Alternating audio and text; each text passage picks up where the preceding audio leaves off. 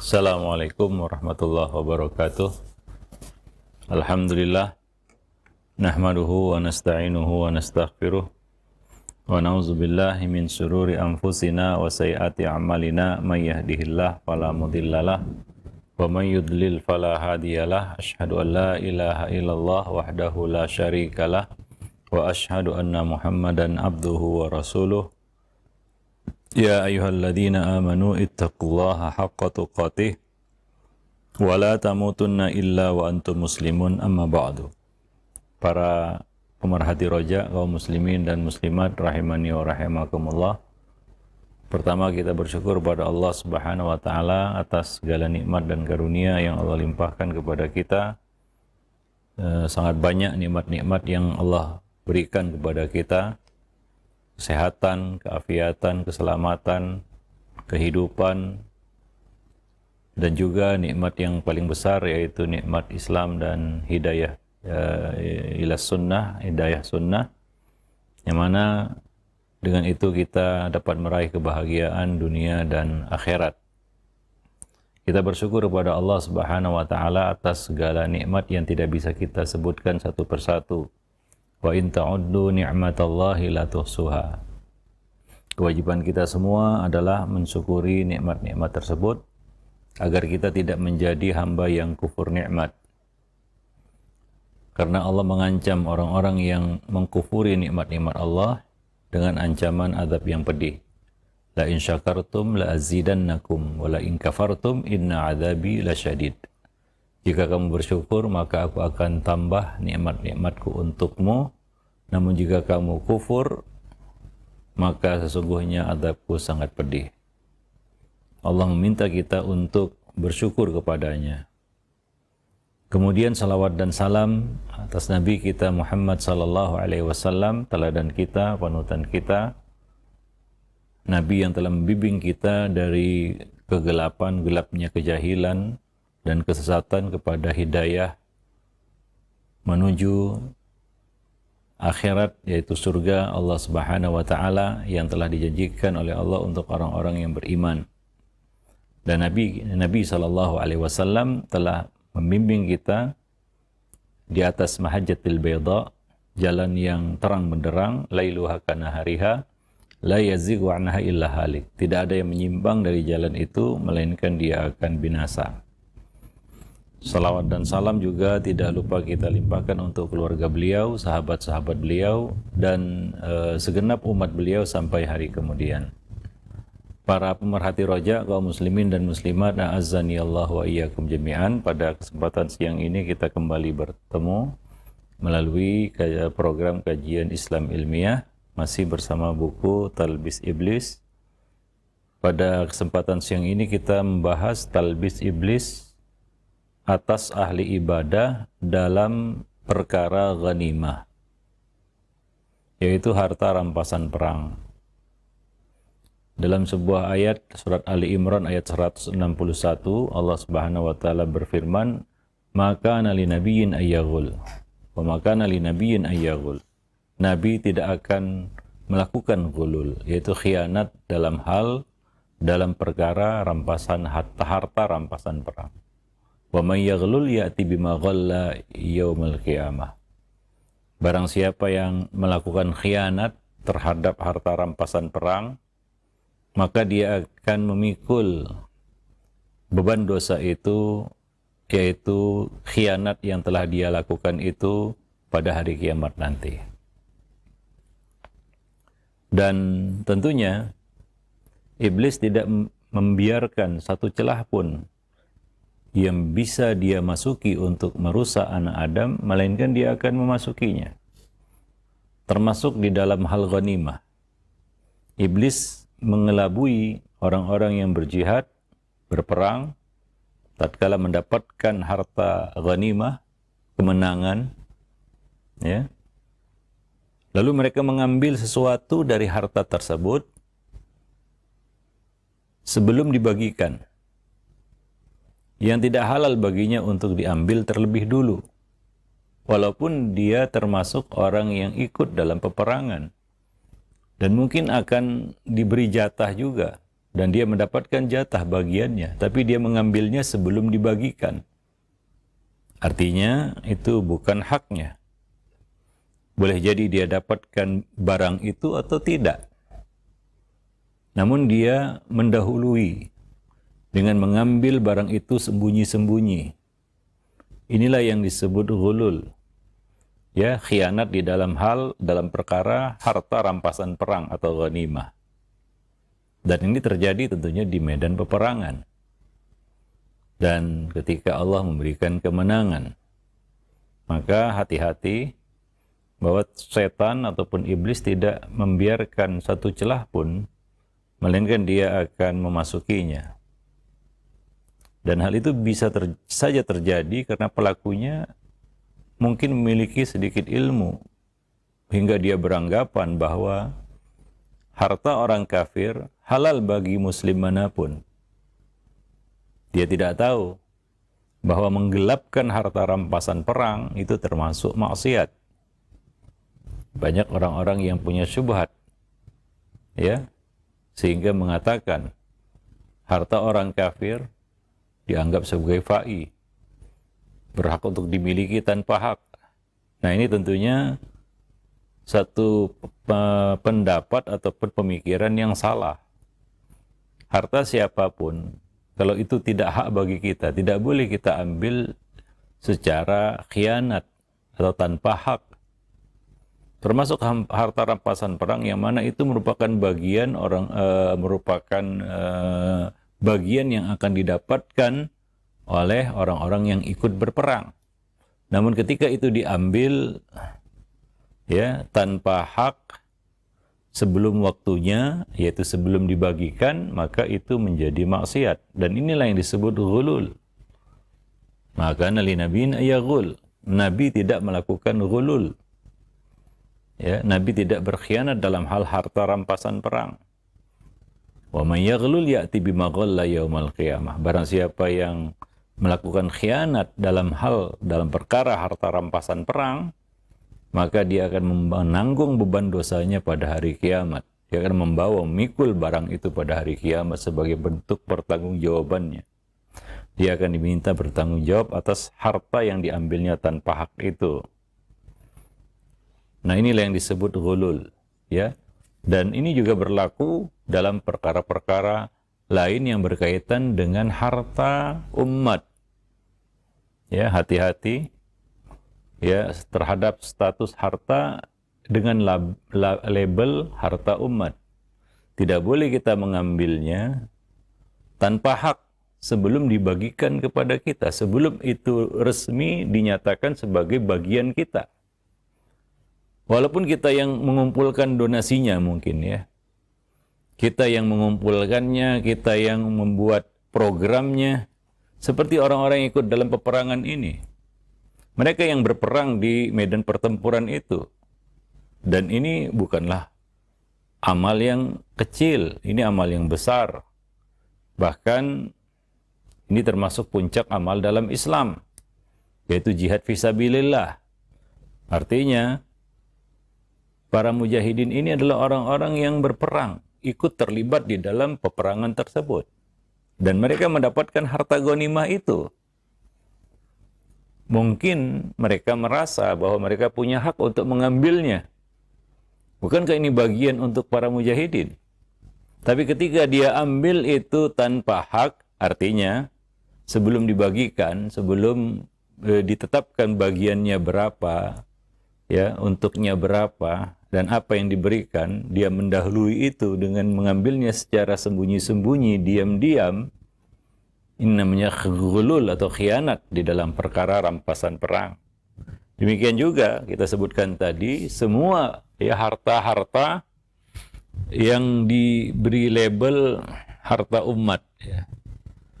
Harta umat atau harta yang dikumpulkan ya sebagai ya, dalam bentuk donasi atau apapun itu namanya, ya, lalu kita ambil secara diam-diam, ya, tanpa hak, karena kita merasa kita ada bagian di situ.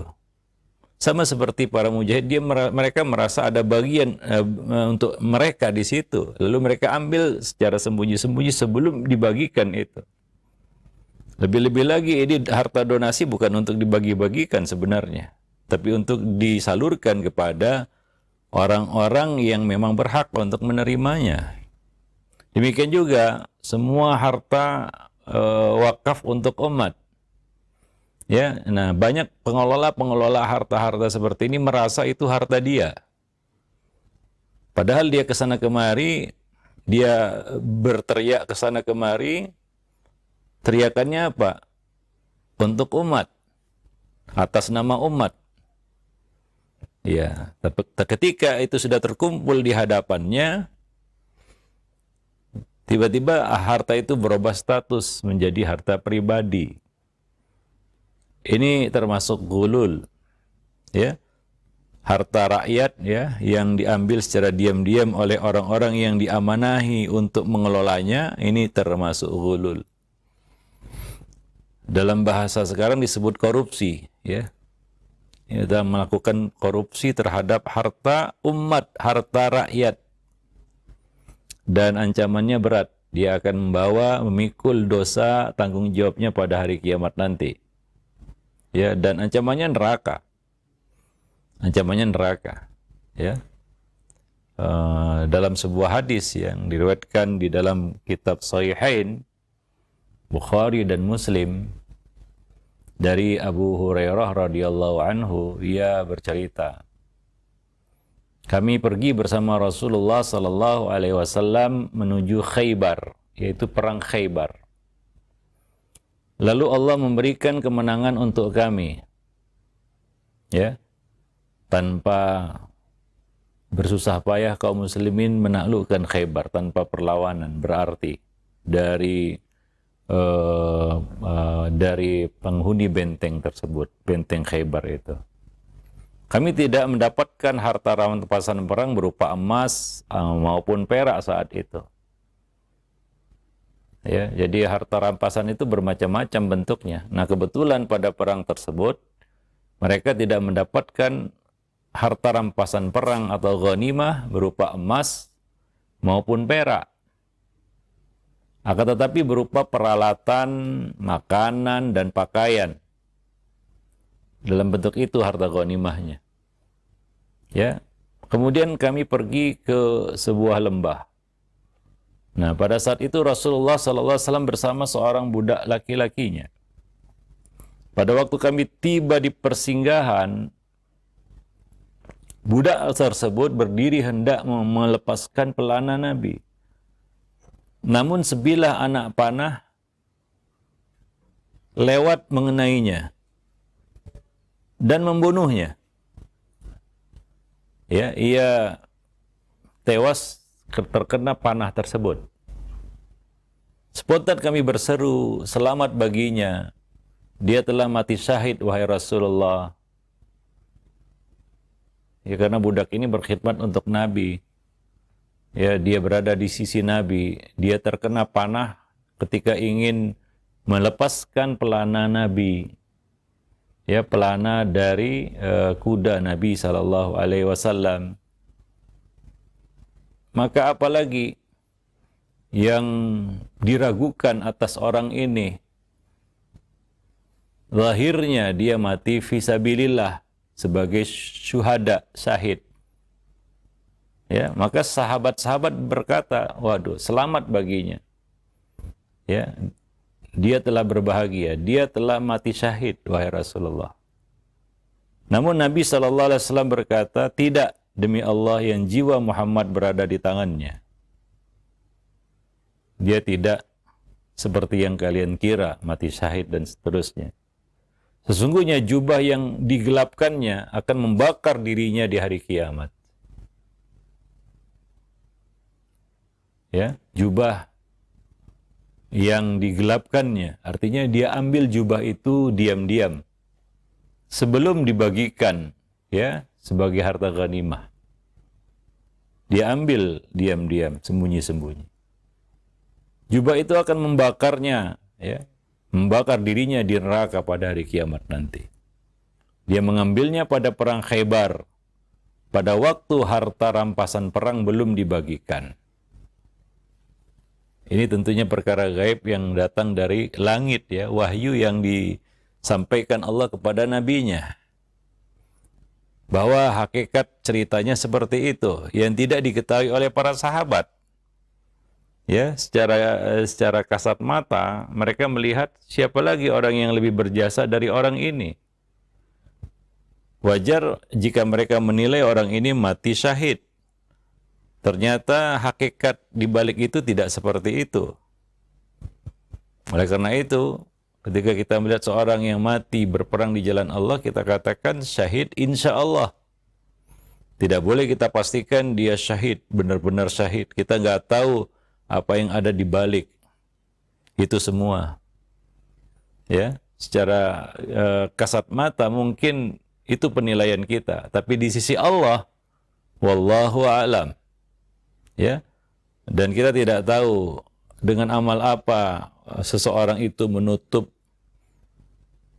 usianya ataupun menutup hidupnya. Sementara Nabi mengatakan innamal a'mal bil khawatim. Sesungguhnya setiap amal itu tergantung akhirnya, penutupnya bagaimana. Ya, ternyata itulah penutup hidupnya. Dia menutupnya dengan hulul. Ya, dia masih punya hutang harta umat yang ada di tangannya yang belum dikembalikannya sampai dia mati. Ketika dia mati, benda itu masih ada di tangannya. Maka Nabi mengatakan dia mengambilnya pada perang Khaybar, pada waktu harta rampasan perang belum dibagikan. Coba perhatikan di sini. Laki-laki ini ikut berperang bersama Nabi. Mungkin dia juga akan dapat harta rampasan perang itu. Tapi salahnya di mana? Dia mengambilnya secara diam-diam sebelum dibagikan. Maka hati-hati orang-orang yang bekerja atas nama umat, ya, mengumpulkan uang atas nama umat, ya, mungkin dia mengeluarkan jerih payah juga untuk berkhidmat macam-macam amal-amal sosial hari ini, ya, atas nama bencana ini itu dan lain sebagainya. Ya, ya, jangan serampangan, ya, dalam bahasa lain ugal-ugalan menggunakan harta itu harta umat. Hati-hati. Atau kita merasa saya punya bagian di situ karena saya yang bekerja. Sebagian orang beralasan seperti itu. Kan saya yang bekerja, suka-suka saya mau apakan harta itu. Itu bukan harta dia. Bukankah dia kesana kemari mengatasnamakan umat, bukan atas nama ayah dan ibunya. Atau atas nama dirinya. Dan orang memberikan itu karena ingin beramal. Bukan untuk memperkaya dirinya. Tapi begitulah. Karena merasa dia punya bagian, dia ambil diam-diam sebelum dibagikan. Maka bagi yang mengelola harta umat, hendaknya dia transparan. Kalaupun dia berhak dapat, itu setelah ya dihitung, ya, apa yang sudah dia lakukan, berapa yang wajar dia mendapatkan atas jerih payahnya. Mungkin dia juga bekerja, mengalokasikan waktu untuk kegiatan itu. Kira-kira dia dapat berapa? Sehingga dia tidak serampangan untuk mengambil harta itu dengan berasumsi saya punya hak terhadap harta itu. Seperti orang-orang kita katakan budak Nabi ini yang ternyata dia mengambilnya diam-diam sebelum dibagikan. Artinya sebelum ditetapkan bagian kamu sekian, bagian kamu sekian. Ya, maka memang ada keutamaan kita berkhidmat untuk umat dalam bentuk, ya, kita mengumpulkan donasi untuk menyumbang atau menyalurkan sumbangan, menyalurkan sumbangan kepada orang-orang yang terkena musibah atau, ya, kita katakan korban peperangan dan lain sebagainya. Tapi hati-hati, ya, jangan merasa aman dari tipu daya setan. Kadang-kadang setan membisikkan ke telinga kita, sikat, ambil. Maka kita pun mengambilnya diam-diam, tanpa tahu orang lain. Maka anjuran kita, ketika kita mengelola harta umat seperti ini, hendaknya transparan. Ya, apa yang kita gunakan, kemana larinya, jangan sampai ke kantong pribadi. Banyak ya, orang-orang yang awalnya mungkin bangun sekolah, bangun pondok, bangun ini, bangun itu, kegiatan sosial ini dan itu, awalnya semuanya atas nama umat, dan orang-orang berlomba-lomba menyumbang karena ingin beramal. Ini adalah amal sosial untuk umat, ya. Tapi apa yang terjadi? Lambat laun akhirnya umatnya hilang, ya, tinggal hartanya, yang kemudian jadi diklaim menjadi milik pribadi atau dijadikan bancakan keluarganya. Ya, ini hati-hati ya, karena setan tidak membiarkan celah sekecil apapun, ya, sesempit apapun, melainkan dia akan memasukinya. Kalau itu masuk kepada orang-orang yang berjihad, berperang di jalan Allah, bagaimana pula yang di bawah itu, para pemerhati roja, kaum muslimin dan muslimat yang dimuliakan Allah. Ya, nah demikian. Ya, tentunya ya segala sesuatu yang atas nama sosial, ya, yayasan sosial, itu kan bukan pribadi semua. Ya, hakikatnya itu bukan harta pribadi, karena orang-orang di situ berdonasi sebenarnya, bukan memberinya sebagai hadiah begitu ya. Berdonasi. Ya, mereka bersedekah itu ya. Bersedekah bukan memberinya dalam bentuk hadiah kepada dirinya gitu ya. Tapi kemudian lama-lama harta itu menjadi harta pribadi. Ya, ingat, jangan merasa aman. Wah, saya aman, saya nggak mungkin seperti itu. Ya, belum tentu. Kalaulah di zaman Nabi ya terjadi hal seperti itu Nabi berada di sisinya, Nabi berada di sampingnya. Bagaimana kita? Ya, wallahu a'lam bishawab. Nah, mendengar sabda Nabi ini, maka orang-orang sontak ketakutan. Mereka ketakutan. Begitulah iman para sahabat ya. Ketika mereka mendengar sesuatu yang menakutkan mereka, muncul rasa takut mereka kepada Allah Subhanahu wa taala. Ya. Nah, demikian. Mendengar sabda itu, orang-orang ketakutan, maka seorang laki-laki datang membawa 1 atau 2 tali sandal dan berkata, "Aku mengambilnya pada perang Khaybar. Aku mengambilnya tadi pada perang Khaybar." Maka Nabi SAW berkata, itu 1 tali sandal dari api neraka, atau sepasang tali sandal dari api neraka, kalau dia ambil dan dia tidak kembalikan itu. Ya, itu menjadi tali sandal dari api neraka baginya pada hari kiamat nanti. Maka orang yang bertaubat dari menggelapkan harta umat adalah dengan mengembalikannya. Kalau itu harta umat, kembalikan kepada umat. Kalau itu harta pribadi, silakan kita kantongi. Tapi kalau itu bukan harta pribadi, itu adalah harta umat, jangan dikuasai seperti halnya milik pribadi. Kita cuma diamanahkan untuk mengelola, hanya itu saja. Bukan untuk menguasainya hingga mirip seperti harta pribadi, atau memang betul-betul jadi harta pribadi. Sebagian orang tega-teganya mengalihkan itu menjadi atas nama pribadinya. Ya, nah demikian. Wallahu a'lam bishawab. Maka taubat orang-orang seperti ini adalah dengan mengembalikan. Karena urusan kita dengan manusia, dengan orang lain, siapapun orang lain itu, apalagi orang lain itu adalah umat, itu ada 3. Yang pertama adalah urusan berkaitan dengan darah. Ya, kezaliman. Adakah darah yang kita tumpahkan? Adakah darah yang orang lain yang kita kucurkan, yang kita tumpahkan? Itu yang pertama. Yang kedua adalah urusan kehormatan. adakah kehormatan orang lain kita cederai, kita lukai? Misalnya kita fitnah dia, kita ghibahi dia di belakangnya, kita bicarakan dia tanpa hak, ya, kita berprasangka buruk terhadapnya. Ini urusan kita dengan manusia, urusan kedua, yaitu urusan kehormatannya. Maka jaga kehormatan saudara kita. Ya, jangan menyebut ya dia dengan keburukan, ya walaupun itu dia betul-betul buruk. Apakah perlu disebutkan keburukannya? Tidak semua keburukan perlu disebutkan. Apalagi itu fitnah. Artinya apa?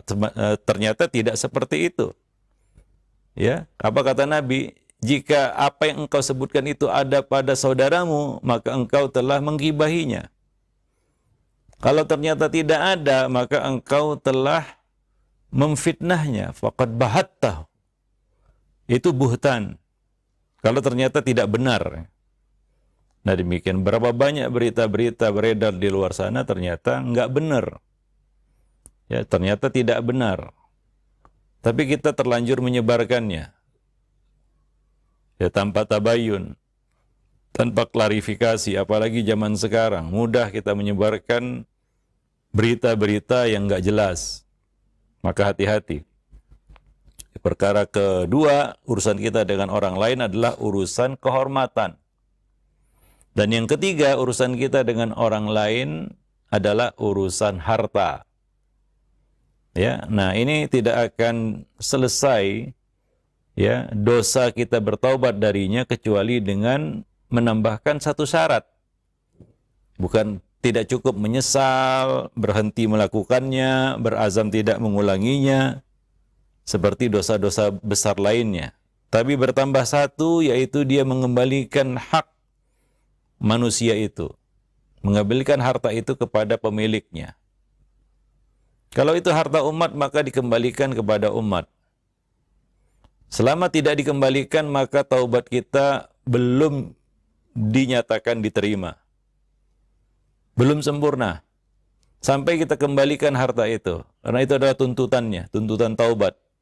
Ya, dari ya kita katakan kezaliman terhadap harta manusia. Ya, urusan kita dengan manusia dalam bentuk harta. Ya, maka caranya adalah mengembalikan. Maka orang-orang ketika mendengar sabda Nabi tadi bahwa si budak tadi ya, yang mereka mengira dia mati syahid. Dia mati di sisi Nabi SAW sedang berkhidmat untuk Nabi. Ya ternyata dia menggelapkan harta ghanimah. Sebelum mati dia tertembak sebuah anak panah, ternyata dia mati dalam keadaan jubah itu masih ada di tangannya, belum dikembalikannya. Ya, maka harta-harta yang ada di tangan kita, bukan hak kita, belum kita kembalikan, belum kita tunaikan kepada pemiliknya, maka itu menjadi tanggung jawab kita di akhirat. Ya, itu ada tanggung jawab kita di akhirat. Itu urusan kita dengan manusia nanti di akhirat. Ya, karena kita mati, harta itu masih ada di tangan kita. Belum kita kembalikan. Dan tidak ada wasiat juga untuk dikembalikan. Ya, tidak ada pesan juga untuk dikembalikan. Masih tertahan di tangan kita. Maka itu menjadi tanggung jawab di pundak kita nanti pada hari kiamat. Maka orang-orang ketika mendengar itu ketakutan, ya. Mereka pun mengembalikan semua barang yang mereka ambil diam-diam pada peperangan itu. Ada yang mengembalikan sepasang tali sandal. Apalah artinya tali sandal? Ya mungkin kita katakan seperti itu. Tali sandal, apalah artinya tali sandal? Ya, tapi apa kata Nabi? Ini tali sandal ini kalau nggak dikembalikan ya kepada pemiliknya, yaitu kepada umat, karena itu adalah harta umat, harta ghanimah, maka dia akan menjadi tali sandal dari api neraka untuk pelakunya pada hari kiamat nanti. Ya, para pemerhati roja kaum muslimin dan muslimat yang dimuliakan Allah. Nah demikian. Maka berhati-hati ya terhadap semua harta yang labelnya itu harta umat. Ya, harta umat. Ya, dan jangan merasa aman. Wah, saya aman ini. Ya, godaan iblis, setan luar biasa. Ya. Maka hati-hati. Nah, terkadang seorang mujahid sudah tahu pengharaman itu, namun pada saat melihat harta itu ada di depannya, harta rampasan perang itu yang melimpah ruah di hadapan matanya, dia tidak dapat menahan diri untuk tidak mengambilnya. Dia mengambilnya. Itulah harta, ya. Hulwatun khadirah.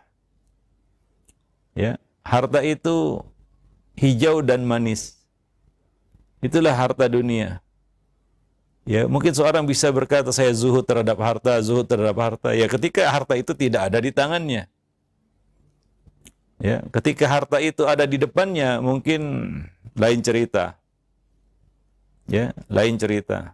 Ya, berapa banyak benteng yang bobol karena godaan harta. Jika harta itu belum ada di depannya, mungkin dia bisa mempertahankan idealismenya, tidak tergoda dengan harta.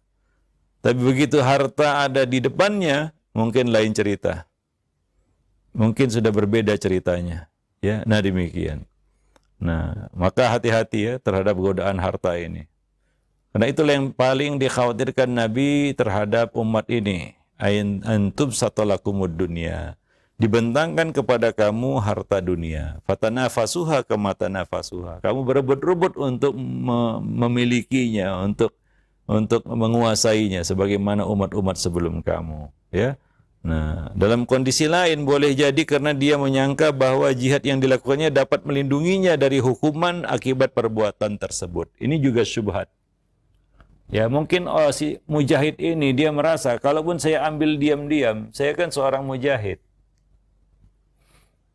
Ya, saya punya jasa, saya punya amal. Mungkin dia merasa dengan amalnya itu dia aman dari perbuatan dosanya tersebut. Ya, nah ini adalah persangkaan yang keliru bahwa amal yang dilakukannya itu dapat melindunginya dari azab Allah akibat perbuatan itu. Maka dia ambil. Demikian juga orang-orang yang mungkin merasa saya punya jasa, saya telah berkhidmat untuk umat, saya telah melakukan ini, saya membuat programnya, saya membuat pondoknya, saya menjalankannya, saya yang ini dan itu.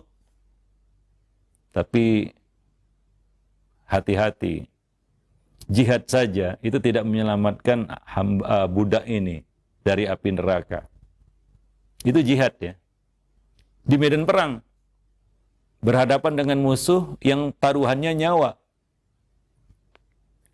Ya. Kurang tinggi apa lagi itu? Tapi itu pun tidak menyelamatkannya jika dia melakukan ini. Dia melakukan ghulul, khianat terhadap harta ghanimah. Ya, dia tidak selamat. Ya, dengan amal itu. Itu jihad, apalagi di bawah itu. Ya, para pemerhati roja kaum muslimin dan muslimat yang dimuliakan Allah. Maka jangan ya kita tertipu dan terpedaya ya dengan apa yang sudah kita lakukan. Lalu kita menganggap kecil ya dosa ghulul ini, ya, korupsi dan semisalnya. Ya, mengambil harta yang bukan hak kita, ya. Walaupun kita punya bagian dari harta itu, sebelum dibagikan dan sebelum kita diberikan bagian yang memang untuk kita. Ya, wallahu a'lam bishawab. Nah, di sinilah terlihat jelas jauh mana pengaruh iman dan ilmu terhadap ya seorang muslim, ya, pribadi muslim. Wallahu a'lam bishawab. Ya, nah demikian. Maka salah satu tipu daya iblis terhadap ya para mujahidin ataupun orang-orang yang bekerja atas nama umat, ya, atau berjihad di jalan Allah adalah menggoda mereka dalam hal ghanimah. Harta yang mereka dapatkan karena mereka berbuat untuk umat. Ya, harta yang mereka dapatkan karena mereka sekarang sedang berbuat untuk umat. Berjihad itu yang paling tinggi. Tapi ketika dia ambil sesuatu yang bukan haknya, maka ancamannya neraka. Seperti kata Nabi tadi, huwa finnar, dia di dalam neraka. Karena jubah yang diambilnya diam-diam ya di perang Khaybar sebelum dibagikan. Wallahu a'lam bishawab. Nah, demikian para pemerhati roja kaum muslimin dan muslimat yang dimuliakan Allah. Ya, pertemuan kita pada kesempatan siang ini mudah-mudahan ini menjadi peringatan bagi kita semua ya, bahwa kita tidak boleh merasa aman dari tipu daya iblis. Ya, apapun yang kita lakukan, kita harus berhati-hati ya. Nah, walaupun kita sedang dalam beramal ya, kita belum aman. Jangan merasa aman. Ya, wallahu a'lam bishawab. Baik, mudah-mudahan ini bermanfaat. Lebih dan kurang saya mohon maaf. Subhanakallah bihamdik, asyhadu an la ilaha illa anta, astaghfiruka wa atubu ilaik. Assalamualaikum warahmatullahi wabarakatuh.